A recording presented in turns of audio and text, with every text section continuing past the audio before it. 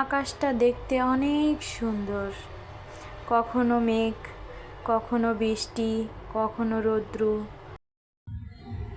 আসসালামু আলাইকুম, আমি টুম্পা গাজীপুর থেকে বলছি। যে যেখান থেকে আমার এই ভিডিওটি দেখছেন সবাইকে আবারও স্বাগত জানাই। সবাই কেমন আছেন কমেন্টে জানাবেন, আমার ভিডিওটি পুরোপুরি দেখবেন। আজ আমি আপনাদের দেখাবো আমার মরিচ গাছে কতগুলো মরিচ ধরেছে আর ছাদ বাগানটি ঘুরে দেখাবো। বেশি কথা না বলে চলেন ভিডিওটি শুরু করা যাক। এখন আমরা চলে আসলাম বেলকুনিতে এই মরিচ গাছটি রেখেছি। এখন নিচে নামিয়ে নিয়েছি। দেখুন প্রচুর মরিচ ধরেছে, এখনও অনেক ফুল আছে। অনেকগুলো মরিচ আমি উঠিয়ে খেয়ে ফেলেছি। মরিচ গাছে অনেক পিঁপড়া হয়েছিল, তাই আমি মরিচের পিঁপড়া মারা ঔষধ দিয়েছি। দেখতে থাকুন ভিডিওটি শেষ পর্যন্ত। যদি ভালো লেগে থাকে কোথাও কোনো অংশ, তাহলে প্লিজ একটি কমেন্ট করে শেয়ার করে আমার পাশে থাকবেন। আমি কিন্তু অনেকবার এই মরিচ গাছের কথা বলেছি। এই মরিচ গাছ থেকে আমি প্রচুর মরিচ খেয়েছি। দেখতে কেমন লাগছে জানি না, কিন্তু এই গাছে প্রচুর মরিচ হয়। দেখেন এখনও দেখা যাচ্ছে ছোট ছোট অনেক মরিচ।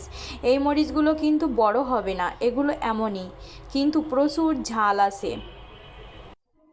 আপনাদের সাথে একটা কথা বলতে চাই, সেটা হচ্ছে আপনারা ভিডিও দেখেন কিন্তু লাইক করেন না, কমেন্ট করেন না, এতে কিন্তু ভালো লাগে না। আগে ভিডিও দেখতাম, তখন ভাবতাম কেন মানুষ এমন বলে, কমেন্ট করেন, শেয়ার করেন, সাবস্ক্রাইব করেন। এখন বুঝি ভিডিও করি যে এই জন্য।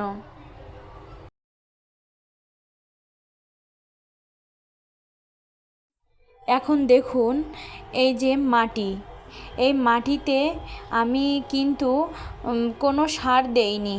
সার বলতে দিয়েছি কলার খোসা। কিভাবে মাটি তৈরি করেছি যদি কেউ জানতে চান তাহলে কমেন্টে জানাবেন, আমি বলবো আপনাদের সাথে, সেটাও শেয়ার করব। এখন চলে এসেছি আরেকটা মরিচ গাছে। এখানেও কিন্তু মরিচ দেখা যাচ্ছে। এই গাছটিতেও অনেক মরিচ ধরেছে, ফুলও এসেছে। আপনাদের সাথে শেয়ার করব, সম্পূর্ণটা দেখতে থাকুন। এই মরিচ গাছের মরিচগুলো কিন্তু বেশি লম্বা হবে না, খাটো করে মোটা হবে। এবার চলে আসলাম আরেকটি গাছে। দেখছি অনেকগুলো মরিচ হয়েছে এবং ফুলও আছে। এই মরিচগুলো লম্বা হয়, এখন ছোট আছে, এই জন্য বোঝা যাচ্ছে না, চিকন হয়, কিন্তু এই মরিচেও ঝাল আছে। এগুলো কিন্তু আমি দানা থেকে তৈরি করেছি। আপনাদের কাছে আমার একটা অনুরোধ, ভিডিওটি সম্পূর্ণ দেখবেন এবং দেখার পরে একটি লাইক দিবেন, দিয়ে আমার পাশে থাকবেন, তাহলে আমার ভালো লাগবে। কষ্ট করে ভিডিও তৈরি করি, যদি কোনো কমেন্ট না করেন, কিছুই না বলেন, তাহলে কি ভালো লাগে বলেন?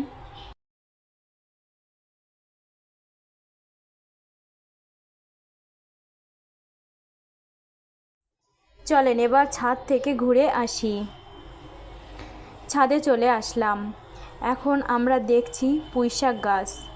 পুঁইশাক গাছ অনেকগুলো লাগিয়েছি, তার ভিতর এইটি অনেক বড় হয়েছে। এবার দেখব ছোট ছোট পুঁইশাক গাছ। পুঁইশাক গাছের পাতাগুলো অনেক লকলক করছে, খুব ভালোই লাগছে। তার পাশে একটি বড় গাছ আছে। এই গাছটির নাম কে কে জানেন প্লিজ কমেন্টে জানাবেন। আমি বললাম না, ঝিঙে নাকি ধুন্দুল, বলেন প্লিজ জানাবেন, সেই আশায় থাকলাম। আমি নতুন একটা মাচা তৈরি করেছি এই গাছের জন্য। মাচার উপর পর্যন্ত উঠে গিয়েছে।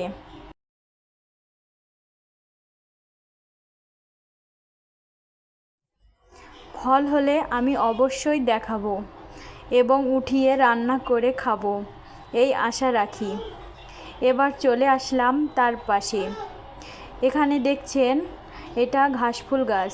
তার পাশে আছে মেহেদি গাছ। মেহেদি গাছটা কিন্তু ডাল লাগিয়েছিলাম, সেখান থেকে অনেকগুলো কচি কচি পাতা বাইর হয়েছে।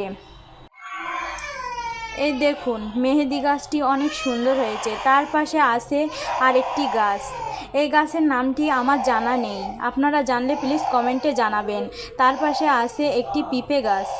তার পাশে রাখছি ঘাসফুল গাছ। ভিডিওটি শেষ পর্যন্ত দেখলে সবাইকে ধন্যবাদ। এবার দেখছেন পুঁইশাক গাছ।